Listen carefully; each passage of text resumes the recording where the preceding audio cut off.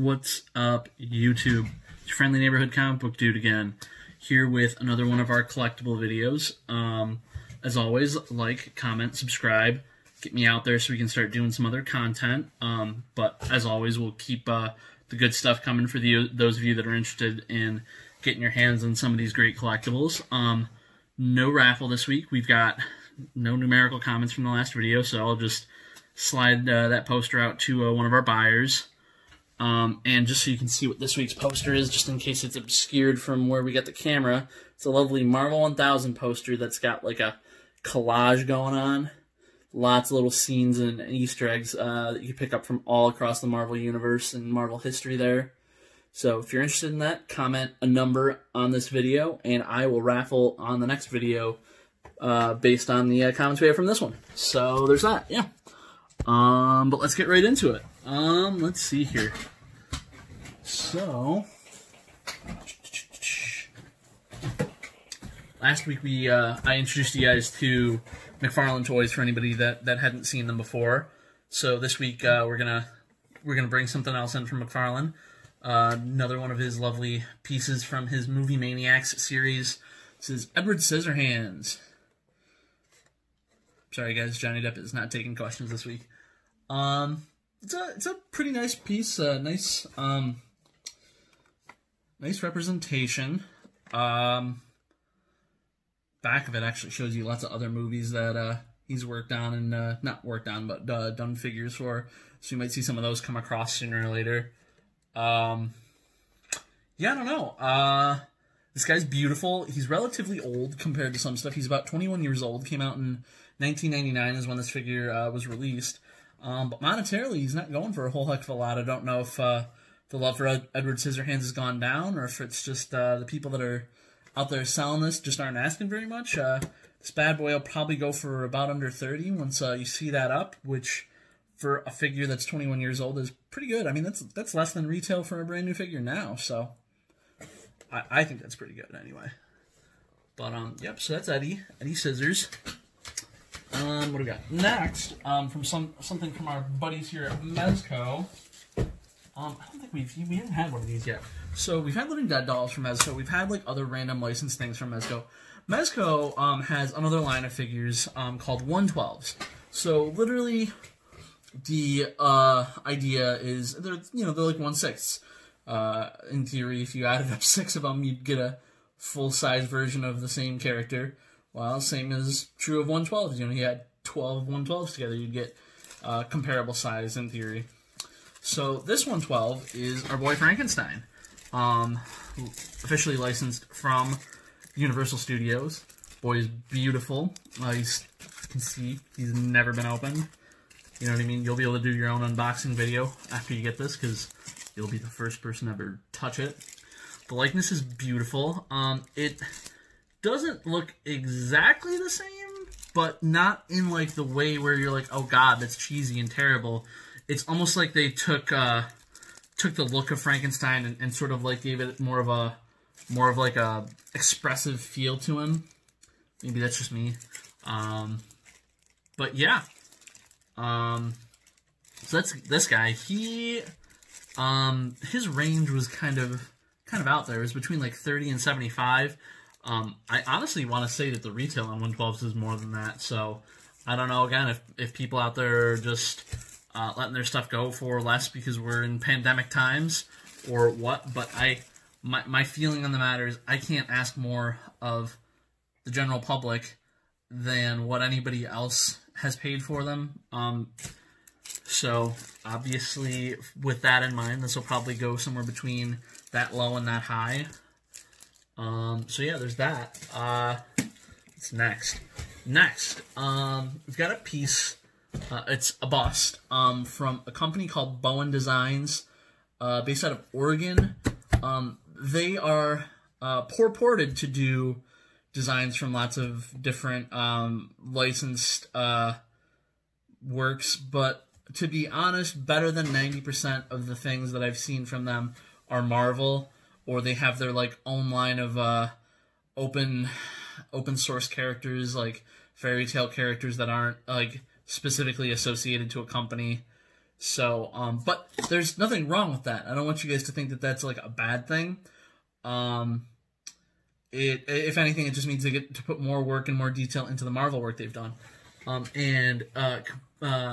compared to some companies, when you see like limited number things like, you know, out of 3,000 pieces, out of 5,000 pieces, their casting number looks a lot lower. The piece we're looking at today is number 311 out of 700. So that's, you know, not very many out in the world. So the one in question today is the Dread Dormammu. For any not familiar, the best known thing for this guy, he was the villain for the Doctor Strange movie from the Marvel Cinematic Universe there with Benedict Cumberbatch. Lovely meme-worthy scene at the end where Doctor Strange locks him in a time loop and forces him to kill Doctor Strange a million different ways but still be locked in time forever. Little rundown on the guy. If you're familiar with Galactus from Marvel, kind of the character that I showed you guys, that giant Marvel Universe figure from last week, who is the devourer of worlds. He, you know, eats and consumes an entire planet and absorbs its life energy. If you imagine Galactus is the devourer of worlds, I would call Dormammu like the devourer of dimensions. He eats different dimensions and consumes the souls from them. And is always trying to find ways to get into our reality, so he could do that here. Because for some reason, the 616 is just where it's at, man. You know, the souls in the 615 just sucked. But that's Dormammu. Price range-wise, he came out in 2010. And to be honest with you, I haven't really seen any Bowen stuff in a while. That's not to say that they're not still in operation. But I would imagine that if they were out there more, I would see more of them. I feel like Diamond Select kind of started to steal their thunder. You know, maybe like Diamond Select is like, we're selling something kind of similar to what you would be making. We're going to carry our thing and not yours. I don't know. I'm in the preview catalog every month, and yeah, I haven't seen a Bowen design thing in a while. So this stuff sort of probably reflected in the price. I see the low for Dormammu is 150 and the high is 260. So, probably ask a little less than the low. You know, not a crazy amount less, but, you know, don't, you know, the idea here is to not break anybody's banks, especially during these trying times. So, that would be Dormammu. The next piece, and I mean, granted, the price range on this next one is similar to what we were just looking at with Dormammu, but I don't know. I feel like this one would be what some would consider more of a Grail piece, if that makes sense. In that, you know, the price is kind of skyrocketed on this thing, so it's harder to come by.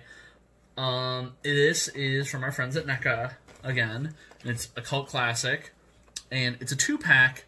From Halloween. It says Halloween, Evolution of Evil. It's got our boy Michael here, and it's got his niece, who I have to imagine the price and the scarcity of this thing are based on her, because Michael Myers has been done to death. That's not to say this isn't a beautiful Michael Myers, or that that should discount him in some way, but I have to imagine if this was a purely cult classic Michael Myers, it might be slightly higher than your NECA from now, but I don't think it would be as high as the between 130 and 258 that this is going for. I have to think that she has not been done very often, so I don't know. That's my thoughts on the matter. If somebody happens to get this and wants to let me know too, this thing says it comes with light. I can't find anywhere else on this box where it like denotes that it like requires batteries or anything. So I kind of want to know how that works. If you happen to buy this and crack it open, feel free to like let me know in the comments. Or if you have one and like know how this light works, I'd love to know.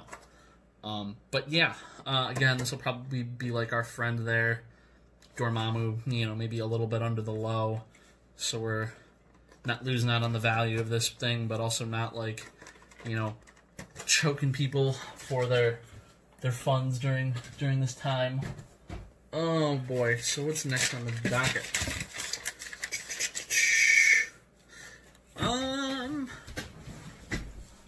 More NECA, because they make all the action figures. So these are some older NECAs. I mean, in the same vein that other one was older. These are both from the 2010s. Should just show them both to you. We got some Predators. One of them's a Berserker Predator. One of them's a Tracker Predator. Don't specify a specific film that they're from. Predators. I won't lie. I mean, I was a fan. I saw the first Predator movie. I even watched the remake. Obviously, the original's a lot better. But I never got like super deep into the Alien Predator mythos. So you guys out there probably know way more about these than I do. This seems like the type of thing that you probably would have seen during like AVP or something, when they've got the time and rationale to like give you a ton more Predators and a ton more Aliens. Price-wise, these things they're a little different than each other. Maybe one's more liked or harder to come by. Somebody's giving some hate to my boy, the Tracker Predator, because you can't see his full face or something. I don't know. Tracker Predator, low at about 25, high at about 50. So, you know, probably just above or at around that low end of price. Berserker Predator, though, you know, if he's got that full-blown mouth thing going on, he's coming for you. This guy was between 47 and 80. So, again, maybe just a little over that low, or just under, just around there. Probably what you'll see this guy at. I don't know, man. Like, these both look cool. I don't know. I almost feel like I like the Tracker better, because he's got like sort of a mysterious looking face. You don't know what's going on in there. This guy's just giving it all to you. So, you know, the people that are conflating the price on this one, you know, that's all because you guys you want what you can see. What's wrong with you? Take some mystery in life, for God's sakes.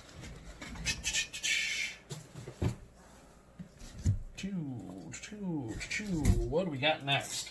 I think we've kind of gotten to a point with these guys where, you know, especially because of, like, you know, continued following and our Patreon and all that, we've got people that are consistently picking up these Living Dead dolls every week, so they almost don't even make it past the video, but share them with you guys anyway in case somebody wants to quick draw McGraw these from the Living Dead lovers.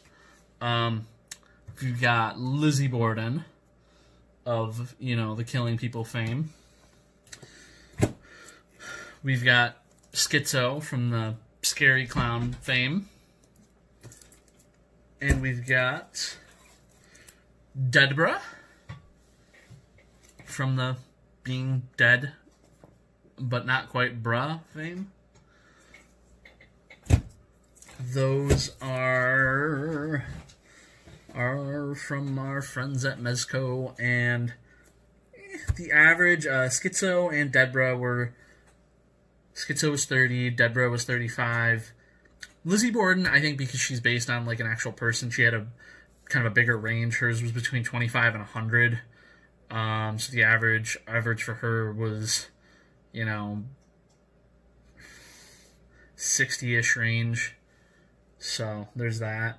But you got to be quick to the draw, like I said, on these, because week over week, you know, as we post these videos, been kind of running the percentages, and it looks like better than 60% of the things that I have listed by the next video are gone.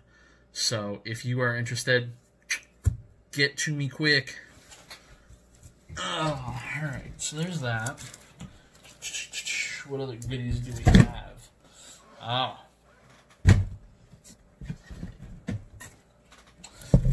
I'm waiting for the day for us to get some really, I mean, like, as I say this stuff, it makes it feel like I'm discounting what I have in my hand here. But we still haven't gotten any truly big Sideshow pieces for any of you who... I mean, we've talked about Sideshow a little bit, because we had some Sideshow action figures last week or the week before. But Sideshow, very high-end, very, like, well-known name in the industry. I can't stress this enough. I almost feel like with a Sideshow statue, just it's almost like the opposite effect of a car, because they're such a high quality, because they're in limited quantities when they come out. It's almost like when they come off the lot, their price goes up and not down, because it's like they usually do like one run and that's it. And they're very like, don't give a fuck about it, because they're like Nintendo. They're like the Nintendo of collectible statue and figure companies, because they just do what they want, set the price, and just go from there. But all my blabbering aside, we've got two figures this week from Sideshow. Not to be confused with Sideshow statues, which is why we went into that diatribe. This guy is our buddy Dr. Jekyll and Mr. Hyde, and this is like a cloth figure. It's very, very good quality. Thing is beautiful. Can't stress this enough. Packaging is great. I mean, this is the type of stuff that, like, you don't even, some things you regret, like, having in the box because you don't open it, and you're kind of just like, this isn't even a good box to display. This is a beautiful box to display. Like, having these, like, all, like, on your wall or something, and, like, maybe, like, putting out the poster pictured images, and then, like, turning, feature different ones, and then turn others to the side, and just, like, go back and forth like that. My God, man. Beautiful piece here. Price range wise, the range wasn't like hugely different on this, as is the next piece, but still higher than some of the stuff we've been looking at. Say 130 to 150. So I mean, right in the middle there's 140. You probably see this guy for, again, a little less than the low. Figure out a nice even number from there, and share that with the Universal Monster Living Masses.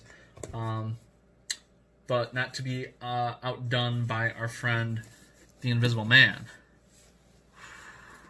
Another one of our Universal friends. Man, look at that. Look at that image.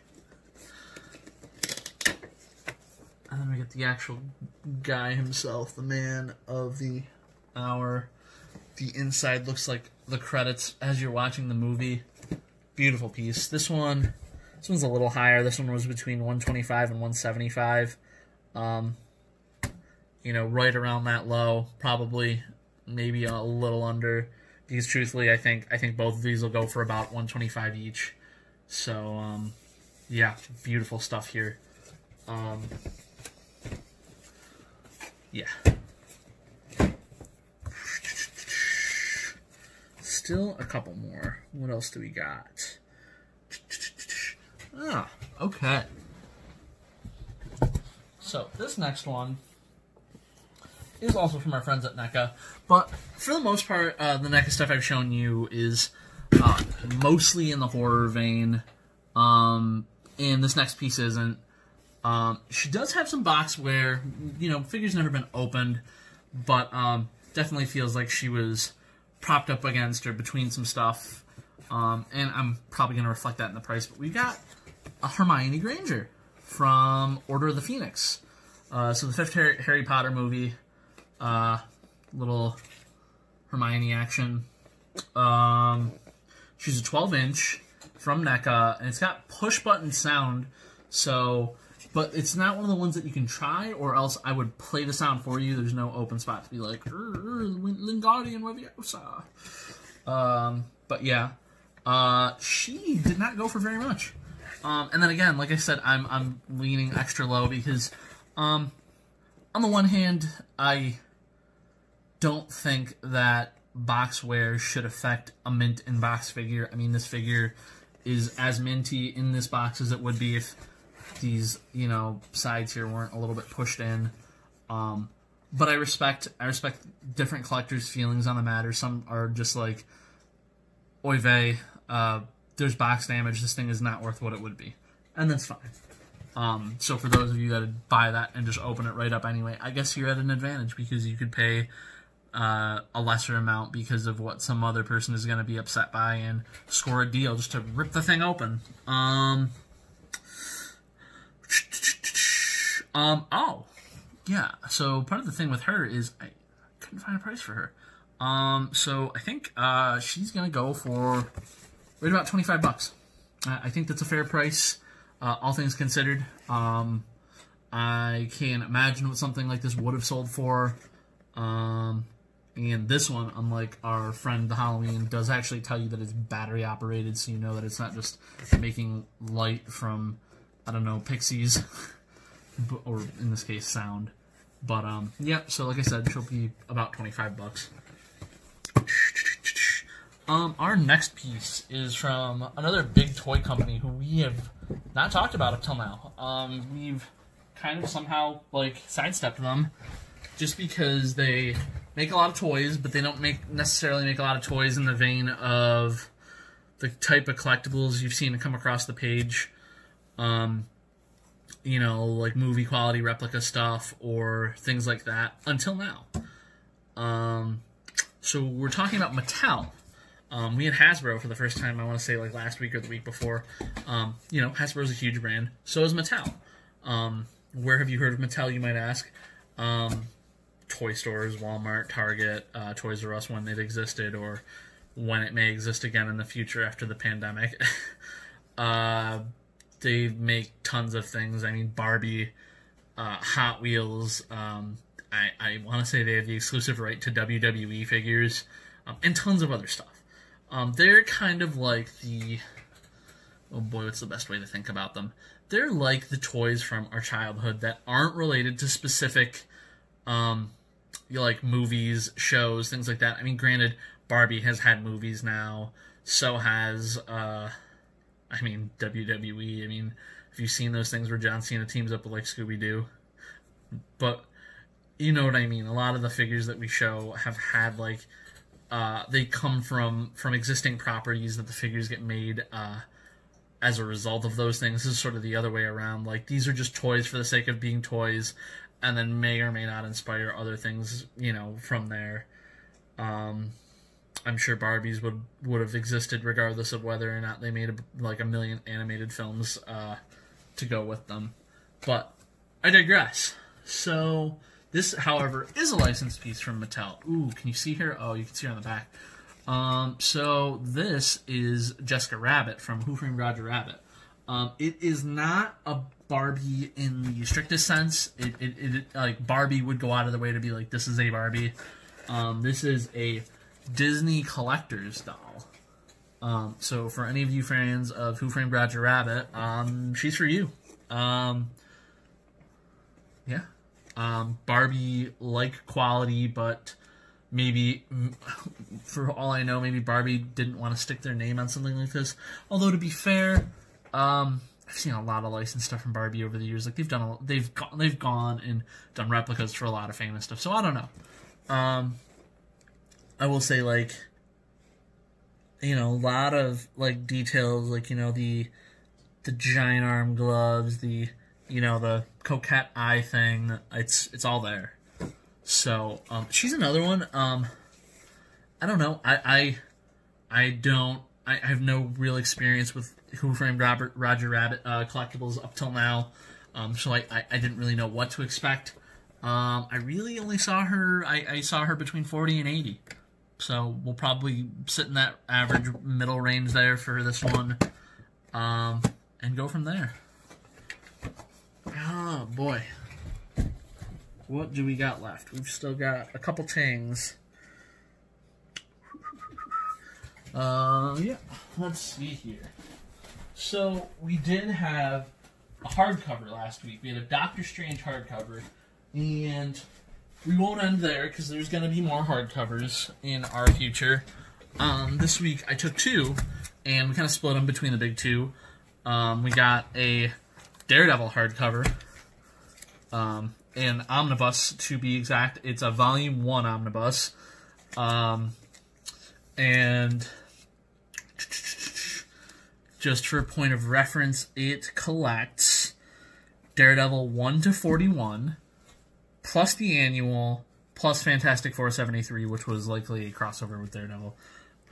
So these types of things are going to be for the people that, you know, don't have the comics, can't get the comics are too expensive, or just want to read the stories and don't want to break their bank, or at least break their bank less. I will say, like, the retail cost on this was $125 when it came out. In my experience, from years of working in a comic book store, normally collected editions don't go up. However, there's always room for exception, and apparently this was the case. Because these things are reprints of very old things, that seems to be the exception of the rule, to some extent. Because now I see this going for about $140, which, granted, isn't a whole lot more than what you saw it going for retail at $125, $140, okay, it increased by $15, but just on its face, that's worth noting. That tells you that there were worthwhile Daredevil stories in here, enough for somebody to say, I will pay more than retail for this thing, because I want to read these things so bad. I mean, just on the fact that, these even one of these early Daredevil issues would, at the level of quality that you're seeing him in this book, if you had that in a comic, would go for multiple times value over this one hardcover, one issue. So, when you look at it that way, this is a great bargain. Price-wise, probably in the 100 range, maybe a little under, especially if after its subsequent release and sell out, I would imagine there's going to be a copyright date on this in case they ever wanted to reissue these, but I don't know when this came out. I know there's multiple volumes of this out already, so I would say it's some number of years old. Most likely why it's gone up and not down. But I still wouldn't pass it on to you guys. That would be something that, I want you to be able to buy this and read this and enjoy it at some level of savings over what it's worth. So, like I said, watch out for that one. That'll probably be like 100, maybe a little less. Then, conversely, we had another one. I don't know. Yeah, I don't know why. This is Teen Titans Bronze Age Omnibus Volume 1. So, from our friends at DC. And this collected Teen Titans 25 to 53. The Brave and the Bold, a handful of issues of that. A World's Finest, a couple issues of Bat Family. So, basically a whole bunch of stuff from the time period that was pertinent to Teen Titans. I don't know if a team full of characters was less appealing than one blind guy beating people with a billy club. I couldn't tell you. I don't know if maybe there was some greater level of circulation of this, or maybe they have done multiple printings of this hardcover. I really couldn't say. I will show you again. The retail cost of this was the same as the other one. It's $125. So, in theory, old stuff, superhero stuff, and not new anymore. This one also probably won't tell us when it was printed. But, this is going for less. Like, a good amount less than its cost. So, again, I couldn't tell you why. I would think that Titan... I mean, I grew up with the Teen Titans cartoon in the 2000s, and now people have got Teen Titans Go. There was the Titans adult show on DC Universe, which is basically Teen Titans without calling them Teen Titans, because then people would feel weird watching it. The value I found on this was between $40 and $80. The high is $45 less than the retail value on this. I don't know why. I will probably slap this somewhere around just above that low. Because again, as much as I can't ask you to pay retail for something if that's not what market value is. So there's that. And our last thing for today. I did do some research on this. To my dismay, I did not really find a good answer here. I think this is probably our grail for the day. It's gonna be something that maybe like hardcore fans are gonna like jump up and down for. I'm really torn about how I want to list this too, because on the one hand, the prices were so hard to discern for this thing. So we haven't really talked much about Kenner. I don't know. I may have made passing references to them. Kenner made toys. Actually, we did mention Kenner. We mentioned that Hasbro absorbed Kenner. But Kenner was the go-to toy for Star Wars after the film's release. So all the original Star Wars toys that people are hunting for over the years are from Kenner. So that being said, came across this Hoth Wampa. It's an original Kenner. The box, it's all intact structurally, so it's got some nicks and dings across the thing. As far as I know, this thing is new. It's not coming out of the box or anything. That being said, it does look like the tape was perforated. I don't know if it was from a cut. I don't know if the thing was ever opened. I'm giving you my full disclaimer because of the fact that these are things from my friend who's passed on. I couldn't say. As anybody who's purchased any of these things up till now, he, for the most part, kept things sealed. So I don't know. That's part of the reason why I'm unsure how to list this, because I think it's new, but if I can't say that for 100% certainty, can I advertise it that way? Not sure. And part of the reason that's a problem is new versus used on this is hugely different. I mean, like, loose, open versions of this figure, $40, $30. Boxed, sealed versions of this figure, $300, $400. I saw one asked price on eBay for $800 because it was the action figure equivalent of like a CGC graded comic. It was like in a box, and the label for the listing said it was AFA graded, which, as a person who's a not self-proclaimed action figure aficionado, I don't know what that is. Just context clues leads me to believe that it's probably, like I said, the action figure equivalent of a graded comic. So yeah, I'm not sure what this is going to go for. Somewhere over 100, I'm going to comfortably say. How much more, I'm not sure yet. By the time the video hits, and the listings get posted, you'll see a price. I'm going to do some time, take some time while I wait. Do some extra research and see if we can come up with one solid price on this. But yeah, I mean, just as a whole, the thing just looks super cool. I mean, I kind of marvel at seeing things this old and in as good condition as they are, just like the comics that my friend owned. I open up a comic from the 70s and it's pristine. It's in condition as good or better than comics I see on the shelf today, and that it just wows me. And I get the same feeling when I look at this. I mean, I'm not super into Star Wars, but I can appreciate a mint in box figure like this. Beautiful. So there's that. But I think that brings us to a close today, guys. As always, like, comment, subscribe. We do, like I said, I do a Patreon where everything that you've seen in this video will actually be posted 24 hours ahead on Patreon.